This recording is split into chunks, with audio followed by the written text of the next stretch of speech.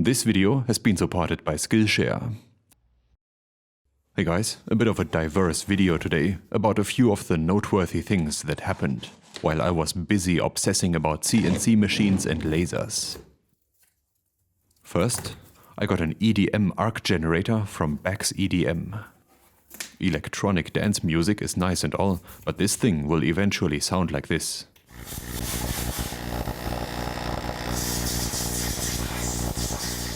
Electric discharge machining isn't necessarily appealing to everyone's ears, but the results that are possible with this machining technology are an internet phenomenon already.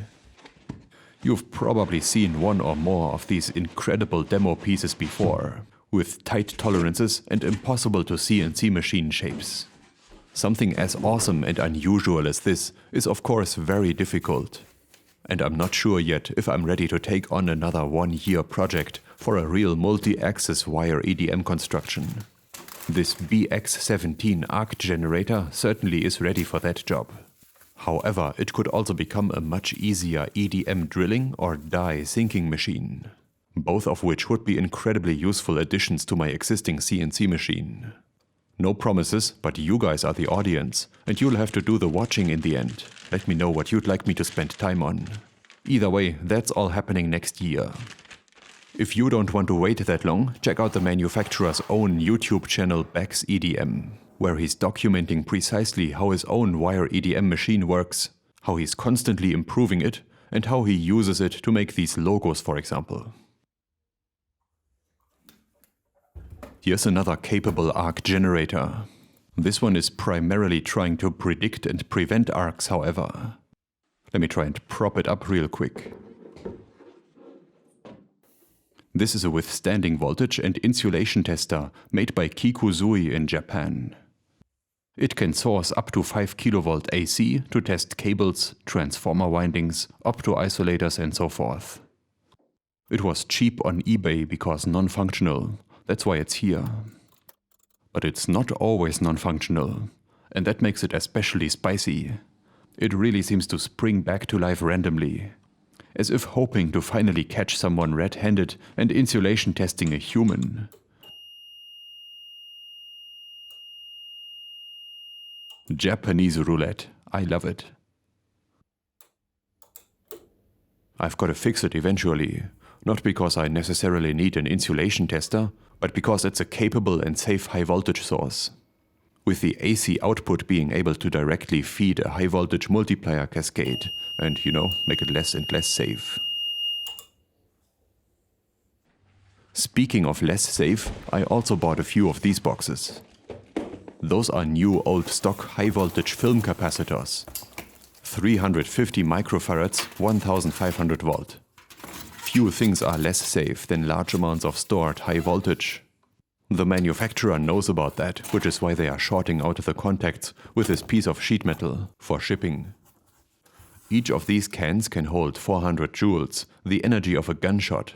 These are made for electric grid and locomotive applications, so their ESR and ESL values are not particularly good for instantaneous explosive dumping of all of their energy at once, which arguably has the highest fun potential. But they are still really mean, and you can effectively halve resistance and inductance by connecting two in parallel, or more. My usual black nitrile gloves don't provide enough protection to handle these cans of insta-death safely. I also wouldn't want to depend my life on these extra thick rubber gloves from Banggood, but they are specifically made for high voltage insulation, so as another safety layer in addition to common sense, I think they are pretty great. Let's use common sense and blow something up for science and entertainment. I'm using this old calibrator, which conveniently happens to have a 1.5 kV output on the rear, to slowly charge one of the caps via a few resistors.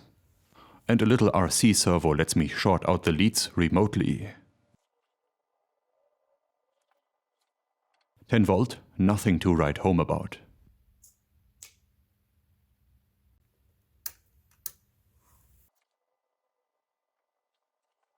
A 100 volt sounds a little bit better already.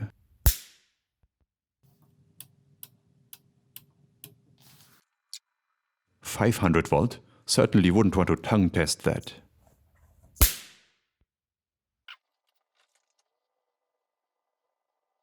And finally the 1.5 kV. Hats off to Bryman for being able to measure that.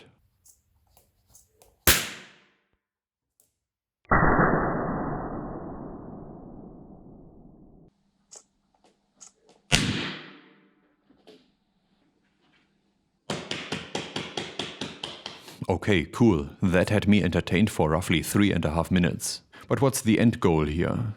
I could try and relocate such a bright discharge into a flash tube. This one happens to sit inside a water-cooled ceramic cavity, so it could take multiple of those discharges per second. Also in there, a neodymium-doped ytterbium aluminium garnet. A beautiful pink crystal rod going straight through.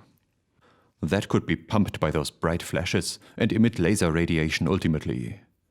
For that to work out, there are a few essential pieces missing. But not much longer. This package is from Switzerland, from a viewer who's been YouTubing himself for longer than I have, while showing an incredible variety of electronics and scientific devices, and taking them all apart as is proper. Have a look at Play with Junk on YouTube for aircraft instruments, medical technology, vintage light bulb logic, and lasers, of course. Wow, look at this. This package deserves its own video. And an equally stuffed return package.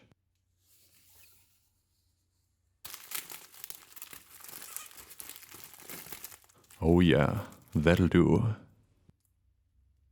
Last point for today, a bit of a road trip.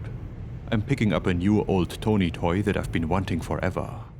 For that I have to rent a vehicle again. Not the big semi-truck this time, but this cute Mercedes Vito. Bank robbers and tradesmen's first choice should be big enough for what I'm planning.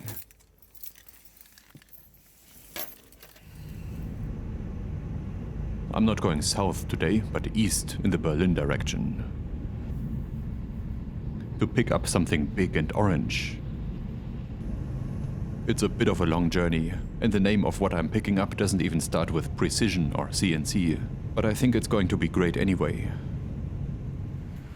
Okay, it's chaotic here, so I couldn't film anything, but I got the goods and strapped them in to at least resemble some form of safety. Can you guess what this is? If you're German, you probably can. It seems to have a tank cap, so it could be a combustion power generator. But the gas input and the big ground clamp are kind of giving it away, aren't they? What I'm hauling home this time is a water-cooled 250 ampere AC/DC TIG welder. A broken one, of course.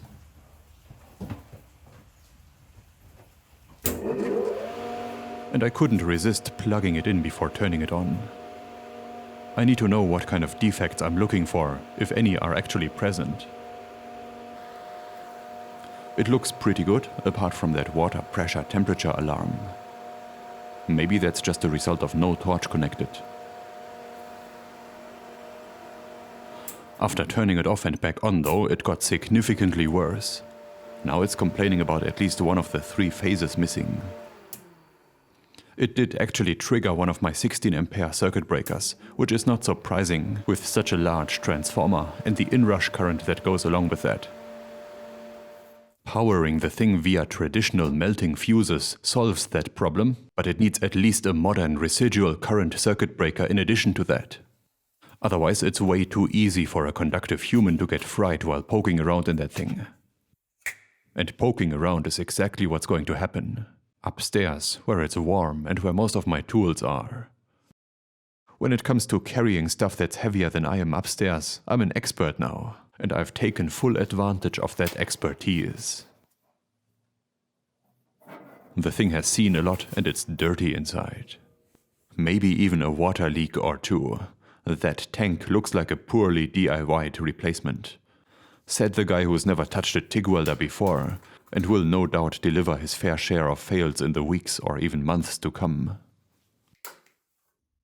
This big machine looks menacing at first, but it's really just a transformer, rectifier and power switch. and some trivial cooling and control electronics. The component connecting the rectifier and the output that used to sit in this spot is worth a closer look. It's the discrete predecessor to IGBT power bricks, and the dirtiest part in this entire machine by far. It has a few electrolytic caps as well to smooth the rectifier voltage. And two separate floating power supplies on that daughter board. For gate driving, I think. There's a grand total of 56 IRF 540 N-channel MOSFETs in this thing. And they've just arranged them in 4 groups, forming a super simple H-bridge circuit. That gets controlled by PWM to put out the right current value in DC both polarities or AC. They seem to have a coating, but I can't stand the dirt. I'm giving these guys a dish soapy scrubbing in my alchemy bathtub. This works because I'm not in a hurry and I can just let them dry for days on a radiator.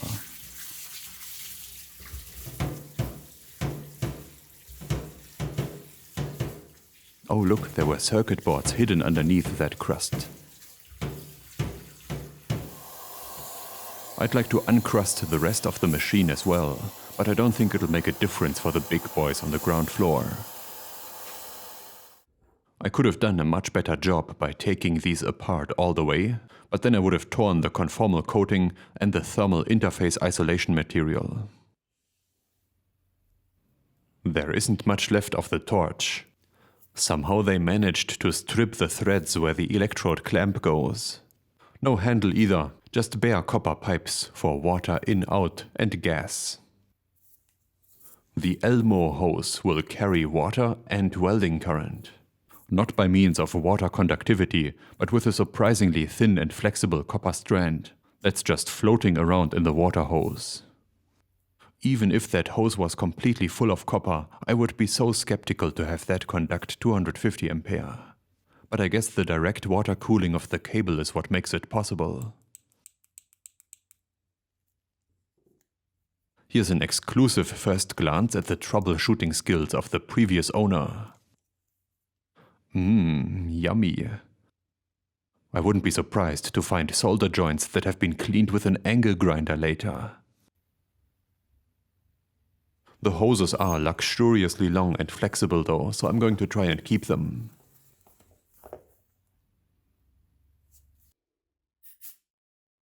Am I really? Ugh. Here's the anatomy of a water-cooled TIG torch. So simple. Luckily, replacement parts are adequately priced. I think I paid around €20 for a torch handpiece and another 20 for small parts, like the gas lens, electrodes, and that twist chuck that holds them. I made my own handle though, from heat shrink tubing and a heat shrink 3D print. If I ever have to go all out 250 ampere with this thing, it'll probably become the world's first ergonomic memory TIG torch. That molds too and remembers the shape of my hand. Then I discovered that torch and hoses are not even the right ones for this unit. The high current and liquid cooling connectors fit, but gas doesn't. These connectors close the lines when nothing is plugged in, so they could be responsible for the overpressure error we've seen earlier. Luckily, I found exactly the right quick connector at RS Components.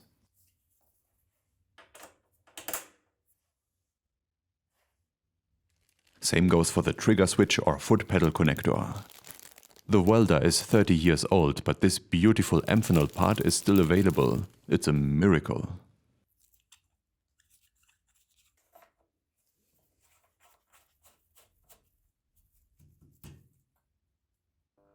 By shorting out 2 of the pins, a water pump relay is energized. And a few more minor problems are revealed.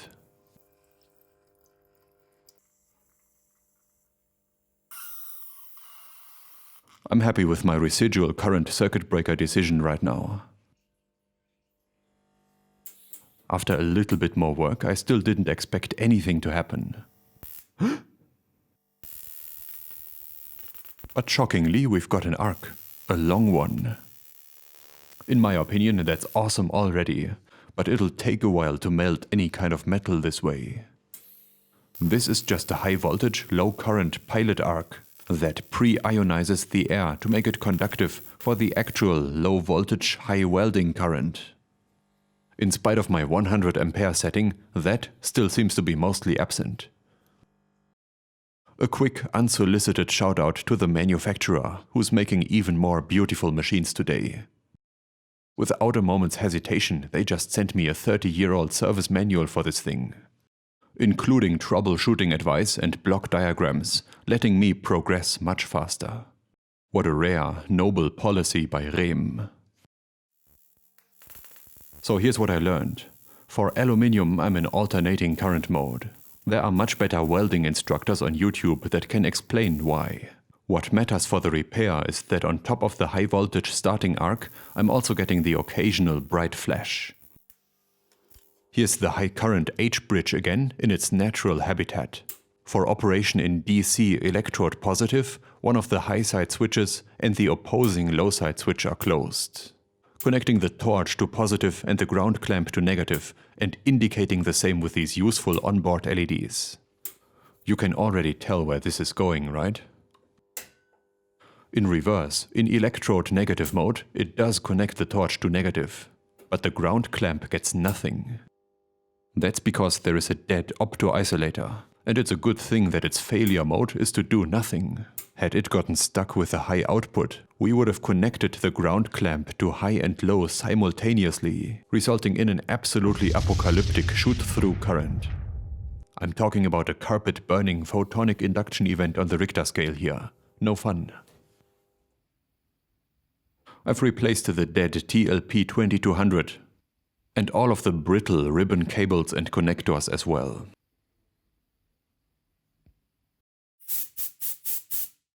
I blew out all the old slime from the water cooling loop with compressed air.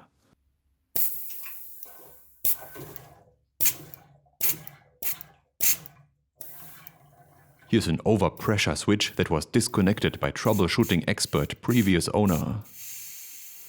I've replaced the cooling fluid with deionized water for now, because I can't shake the feeling that conductive automotive antifreeze that was no doubt in there before isn't such a good choice for this system.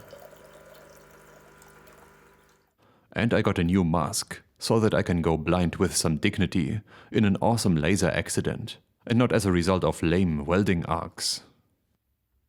Time for an appropriately sized bottle of argon to complete my cozy living room welding setup.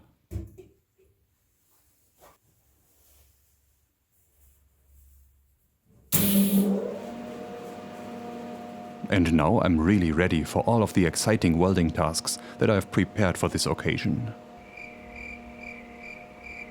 No, seriously, all of the exhibits in this video will appear again in the future. Welder can now do electrode negative for steel. I want to try and reinforce a bicycle frame, for example, to make it work with 2 kilowatt hub motors. It can do electrode positive for turning pricey electrodes into fireworks.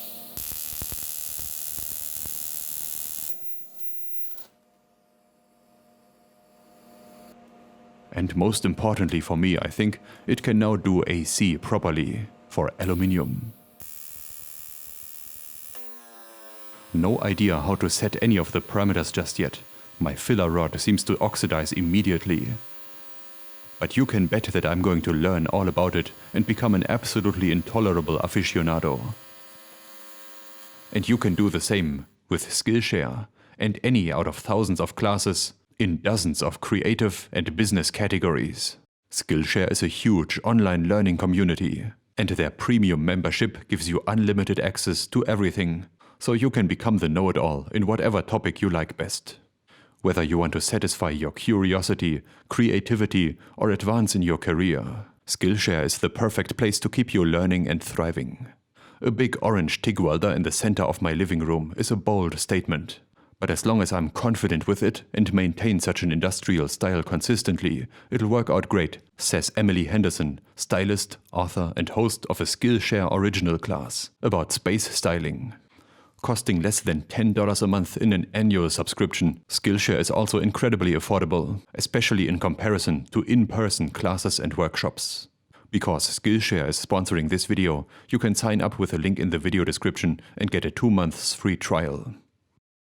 And that's all for today, but I've already filmed enough material for another one or two. Thank you for watching and see you later this year.